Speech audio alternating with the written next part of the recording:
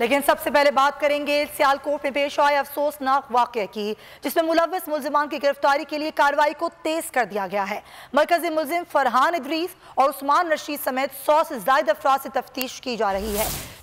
छापों का सिलसिला रात भर जारी रहा।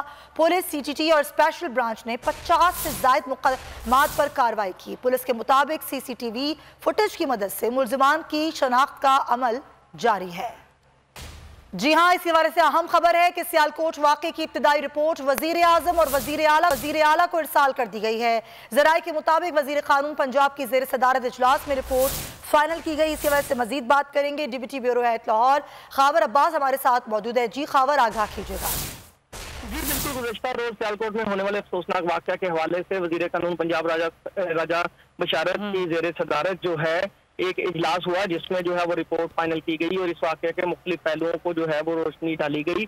रिपोर्ट ज़राए ने दावा किया है कि रिपोर्ट के मुताबिक फैक्ट्री मैनेजर जो है उसके डिसिप्लिन और सख्ती की वजह से काफ़ी वर्कर्स उससे नाला थे और कुछ गैर मुल्कियों ने फैक्ट्री का दौरा करना था, जिसके लिए उसने जो है मुकम्मल सफाई का हुक्म दिया और कहा कि मशीनों को हर तरह से साफ कर दीजिए और जो भी चीजें हैं इस पर हटा दी जाएं। जबकि रिपोर्ट में ज़राए ने यह भी दावा किया है कि जो गिरफ्तार मुलाजमीन है उनका कहना था कि कर्ज हटाने की बात की गई थी, उन पर मजहबी तहरीर दर्ज थी, जिस पर जो है वो इश्तियाल में आकर ये वाकया रोनुमा हुआ और तकरीबन रिपोर्ट के मुताबिक 11 बजे के करीब मारपीट का ये वाकया शुरू हुआ था और ये मामला जो है बाद में बढ़ता चला गया। अभी तक की इब्तदाई ज़राए ने दावा किया कि रिपोर्ट के मुताबिक यही तफसीलात सामने आ सकी हैं। अब तक 120 अफराद जो है वाकये में मुलव्विस थे, उन्हें गिरफ्तार कर लिया गया है, जबकि पुलिस और कानून नाफिज करने वाले इदारों की जानिब से मुख्तलिफ जगह पर छापे मारे जा रहे हैं और सीसीटीवी फुटेजेस और नादरा के जरिए से लोगों की पहचान करके मुल्जिमान तक पहुंचने की मजीद कोशिश की जा रही है। ठीक है, बहुत शुक्रिया आपका खावर अब्बास।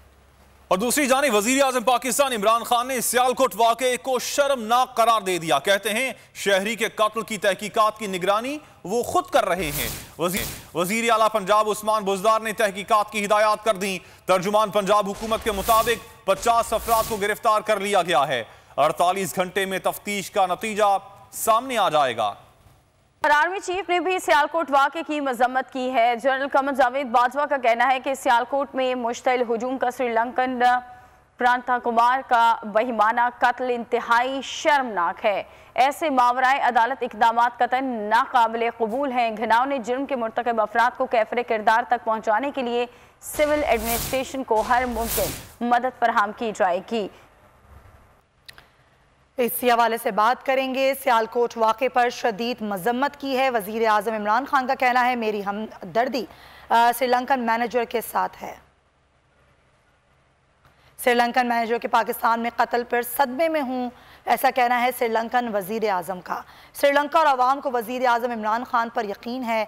श्रीलंकन वज़ीर आज़म की जानिब से यह भी कहा गया कि यकीन है कि वज़ीर आज़म इमरान खान ज़िम्मेदारों को कटहरे में लाएंगे। एक ट्वीट उन्होंने किया और ये कहा कि मेरी हमदर्दी श्रीलंकन मैनेजर के अहले खाना के साथ है।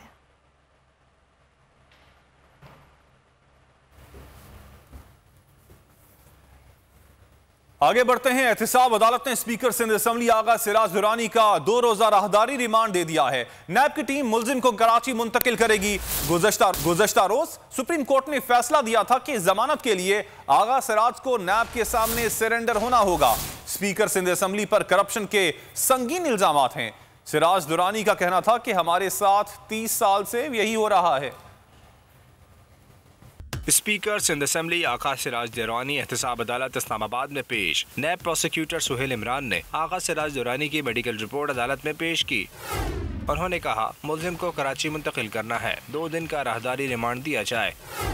आपने कुछ कहना है? जज मोहम्मद बशीर के सवाल पर आगा सिराज दुरानी बोले बस जल्दी भिजवा दें। एहतिसाब अदालत ने नैब को आगा सिराज दुरानी का 2 रोजा राहदारी रिमांड दे दिया। मीडिया से गुफ्तगू में आगा सिराज दुरानी का कहना था सुप्रीम कोर्ट के हुक्म पर गिरफ्तारी दी, जहाज में आने जाने का शौक है। हमारे साथ 30 साल से मुकदमात का खेल हो रहा है। कराची में गिरफ्तार नहीं किया जा सकता। पहले भी आप इस्लामाबाद से गिरफ्तार हुए, फिर इस्लामाबाद से गिरफ्तार हुए। जहाज में आने जाने का शौक बहुत है, अभी तो थोड़ी हो रहा है। आगा सिराज दुरानी पर करप्शन और नाजायज असासे बनाने के इल्जामात हैं। गुज़िश्ता रोज सुप्रीम कोर्ट ने इनकी दरख्वास्त से जमानत पर कहा था कि आप सरेंडर करें। इस केस में दीगर शरीक मुल्ज़िमान को सरेंडर करने के बाद जमानतें दी जा चुकी हैं। लाहौर के हल्का NA 133 पर ज़िमनी इंतखाब का मार्का कल हो रहा है। ये नशिस्त मुस्लिम लीग नून के रहनुमा परवेज़ मलिक की वफात के बाद खाली हुई थी। हल्के में नून लीग की शाइस्ता परवेज़ और दीगर उम्मीदवार मैदान में हैं। पाकिस्तान तहरीक इंसाफ ने हल्के से अपना कोई उम्मीदवार खड़ा नहीं किया। मुकाबला एक तरफा नजर आने लगा। लाहौर का हल्का NA 133 मुकाबला एक तरफा नजर आने लगा। PTI ने हल्के से कोई उम्मीदवार खड़ा नहीं किया। नून लीग की जानिब से शाइस्ता परवेज मैदान में। हल्का NA 133 की नशिस्त मुस्लिम लीग नून के रहनुमा परवेज मलिक की वफात के बाद खाली हुई थी। पीपल्स पार्टी की जानिब से असलम गुल को टिकट दिया गया है। NA 133 में 4,40,485 वोटर्स हक राय दही इस्तेमाल करेंगे।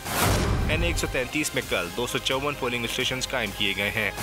199 पोलिंग स्टेशन को हसास जबकि 21 पोलिंग स्टेशन इंतहाई हसास करार दिया गया है। और NA 133 के वोटर्स ज़िमनी इंतखाब के हवाले से खासे पुरजोश दिखाई देते हैं। कुछ महंगाई का शिकवा कर रहे हैं तो कुछ लीगी तरक्याती कामों की तारीफ भी कर रहे हैं। PP के हिमायती उनके अवाम दोस्त पॉलिसियों का तस्करा भी कर रहे हैं। लाहौर कावर अब्बास।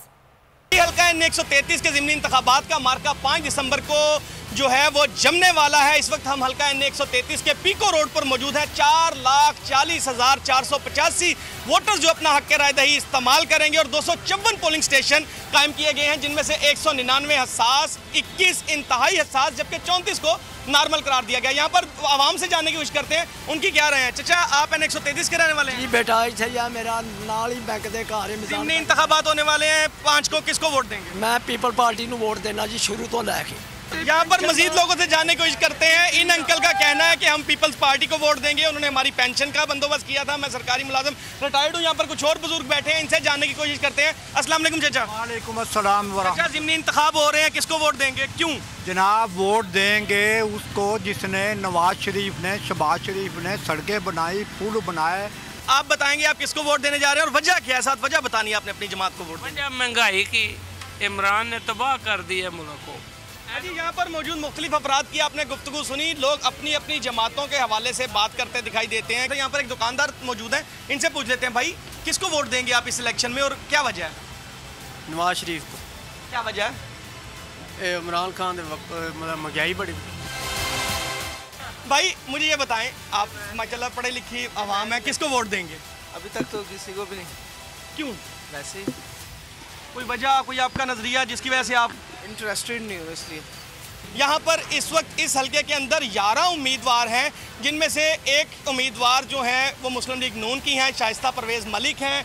दूसरे उम्मीदवार पाकिस्तान पीपल्स पार्टी के असलम गिल हैं, जबकि 2 जमातें हैं, एक डेमोक्रेटिक जमात है और एक तहरीक इस्तिकलाल जमात है। उसके 2 उम्मीदवार हैं, 7 आज़ाद उम्मीदवार हैं। 11 उम्मीदवार इस हल्के में जो है वो इलेक्शन लड़ रहे हैं, जिनमें से 2 उम्मीदवारों के दरमियान पाकिस्तान पीपल्स पार्टी और मुस्लिम लीग नून के उम्मीदवारों के दरमियान कांटे का मुकाबला मुतवक्के है।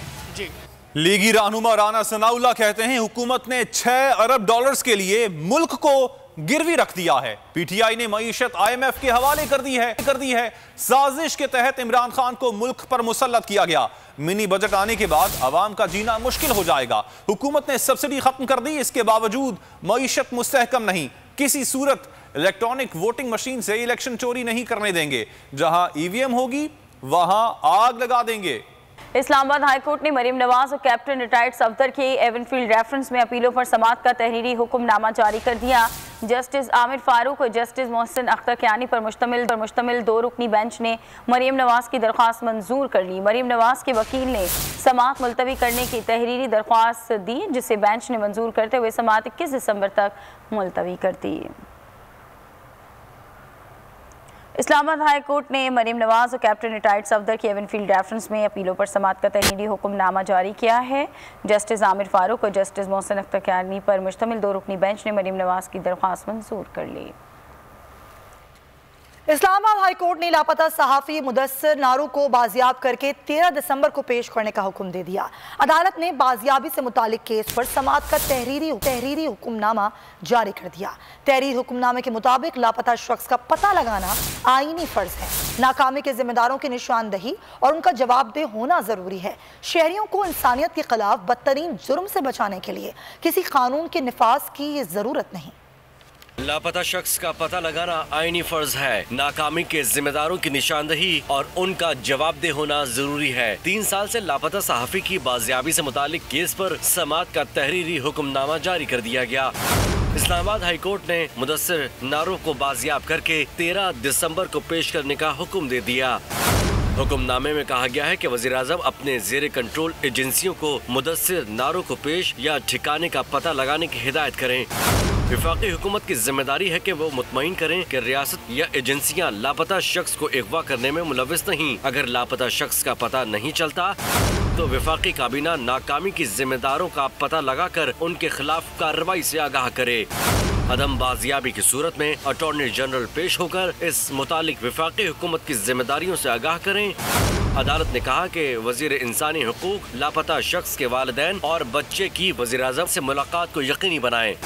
ये मामला वजीर आज़म और विफाकी काबीना अरकान के सामने रखा जाए। अदालत ने कहा कि हुक्मनामे की नकूल खुसूसी पैगाम रसां के जरिए वजीर इंसानी हुकूक और सेक्रेटरी दाखिला को भिजवाई जाए।